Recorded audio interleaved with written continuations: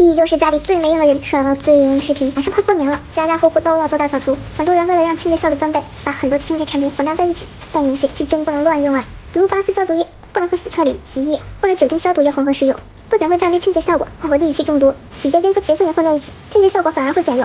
那遇到顽固的屋子该怎么办呢？这些小妙招赶紧拿做，锅子擦不干净，只需要把洗洁精和淘米水混合在一起，喷洒在玻璃上，一个月都不沾灰，让人发出了纱窗，又拆又刷，简直是个大工程。先只要挤入洗洁精、白醋、护发素，搓出泡沫，再把洗脸巾打湿，坐在刷子上，轻轻一刷就下来了。拖完地总有水线，跟没拖一样。拖把水里加牙膏，拖出来的地板不仅没有水印，干净的都能照镜子。